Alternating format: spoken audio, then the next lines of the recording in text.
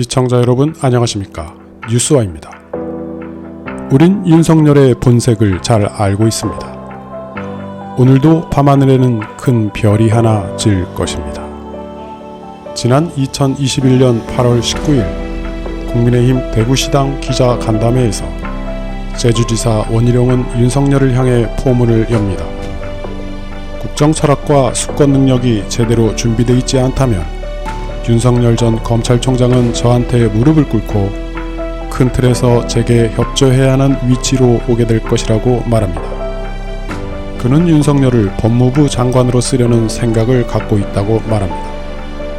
이처럼 불과 2년 전만 해도 원희룡은 정치 초보 후발주자인 윤석열에게 매우 당당했습니다.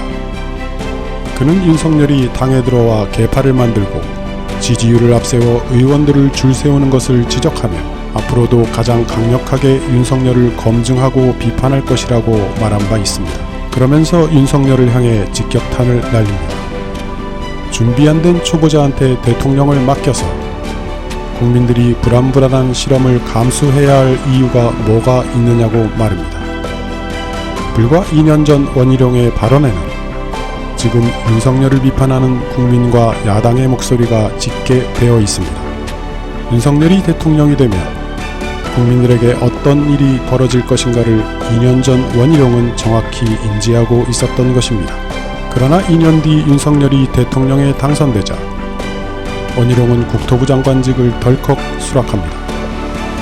2년 전 그 기자 간담회에서 어느 기자가 윤석열 후보 쪽에서 당대표를 맡기겠다는 제안을 받지 않았냐고 질문을 하자 턱도 없는 소리라고 일갈했던 원희룡의 과감한 변신입니다.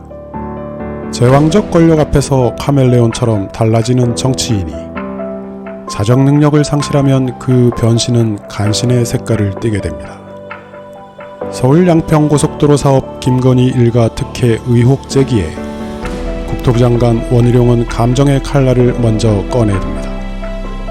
그리고 막 휘두르다가 결국 제 목을 베는 꼴이 되었습니다. 그는 민주당의 의혹을 김건희 악마 만들기 가짜 뉴스로 규정하고 날파리 선동의 원인을 제거하기 위한 사업 백지화를 선언합니다. 그리고 장관직을 내겁니다.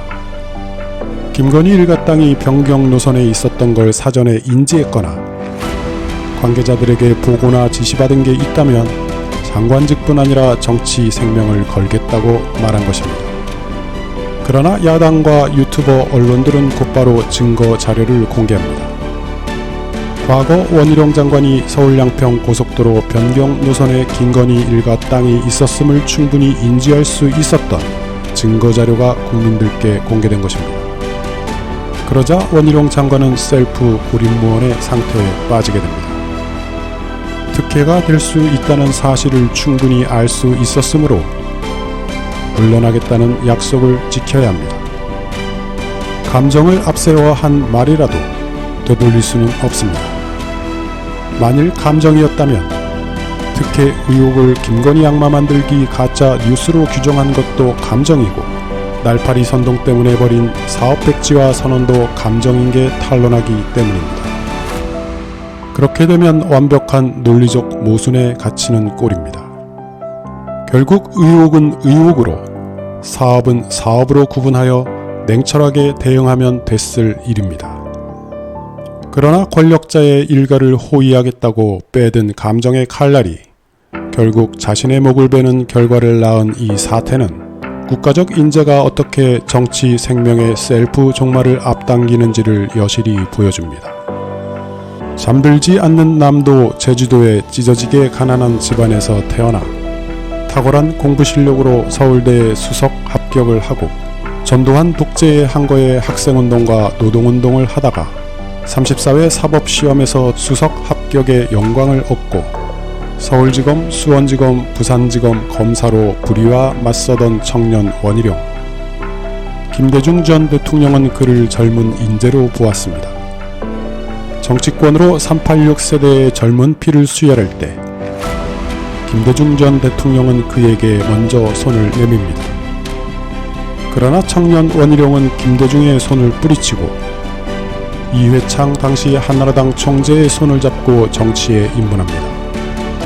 기득권 중에 기득권을 향한 청년 원희룡의 선택은 이때까지만 해도 탁월한 선택으로 보였습니다.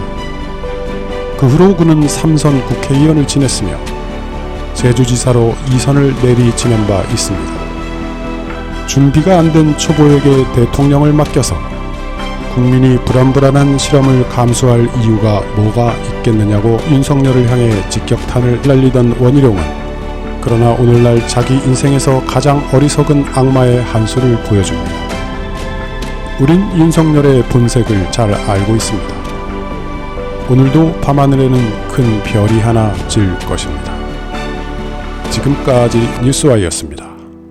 시청해주셔서 감사합니다.